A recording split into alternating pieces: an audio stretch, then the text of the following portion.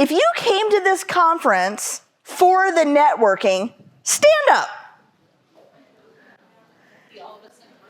All right, if you are sitting with people you already know, remain standing. All right, you can be seated.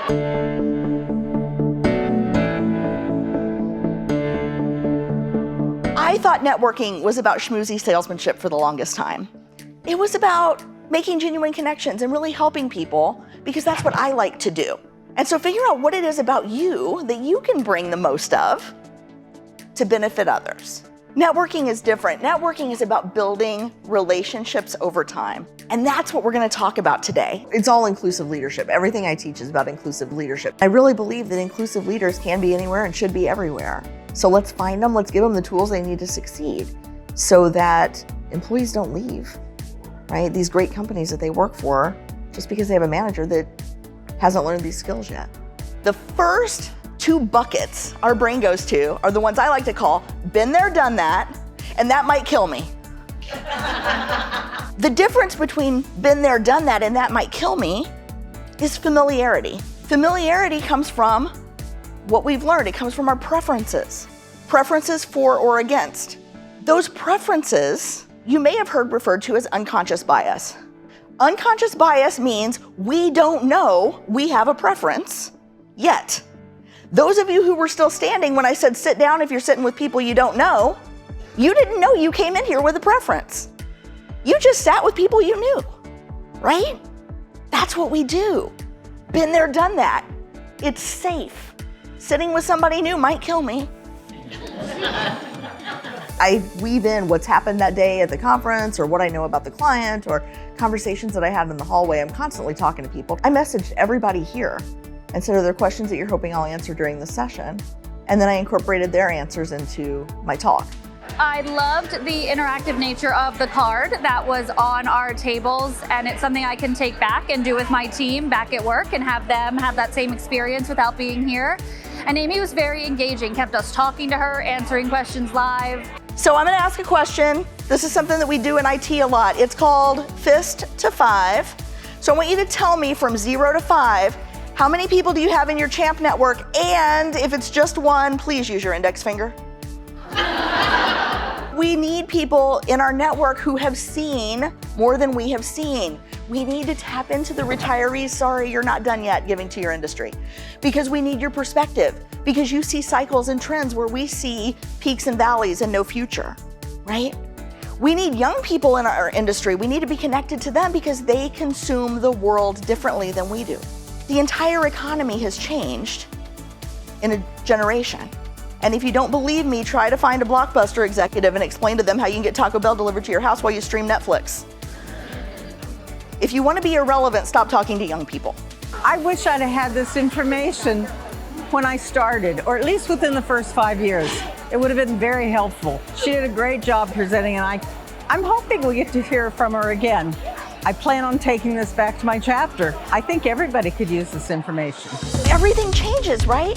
And so if we want to know about the changes that are coming, we need to be tapped into our network. If we want to know how to survive the changes we're facing right now, we need to be tapped into our network. And if we want to help others get to where we've gotten, we need to tap into our network. A lot of people say, I can't network, I'm an introvert.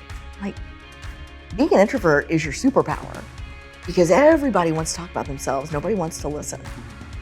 And so if you show up ready to listen and you ask good questions, everybody's going to walk away with a good feeling if you just ask them really good questions. I was a reclusive nerd. I worked with computers because I didn't want to work with people. And so I had to figure out how to make that transformation from reclusive nerd to inclusive leader.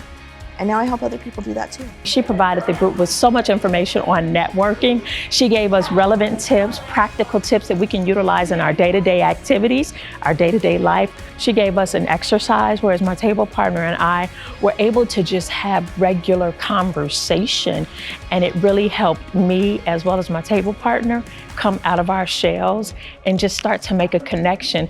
And again, utilizing Amy's tips, those are things that we can do in our day-to-day activities as we build those networks. If you've exchanged stories with these folks that get to the heart of who you both are, times when you've struggled, times when maybe you didn't live up to your values, times when you weren't the hero, Those are the stories that matter. And I bet the people that you're here with now, that you're sitting with now, you feel so connected to because you've had this exchange. And if I tell you my story and you tell me yours, our mirror neurons activate, we start to feel trust, we start to feel empathy for each other, we start to feel a connection. Stories build trust, and trust builds relationships, which is what networking is all about. So if we want to have the kinds of careers, the kinds of communities, the kinds of companies and organizations where we all feel valued, we got to do the work. And that starts with stories. I have really enjoyed working with Amy. Every interaction was truly a delight. I actually looked forward to our meetings, to talking about what she was going to bring to our members, as well as brainstorming about different things that were on our mind. She has gone above and beyond, in my opinion, to make this overall conference and event a success for our members. She did extra things that we didn't ask her to do because she just really wanted to make sure this experience was fantastic, and it really was. The engagement with the audience was very dynamic and very personal and real, and I felt like she had known us for a long time. Very interactive, and we learned a lot together, and a lot of laughter and a lot of fun. I think lives change in little moments. Small micro epiphanies of people saying, oh, I could try that. And then they do, and it works.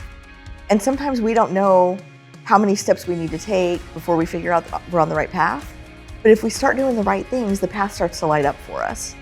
Pretty soon it feels like a runway. Your heart can't be in the right place if you never move your feet.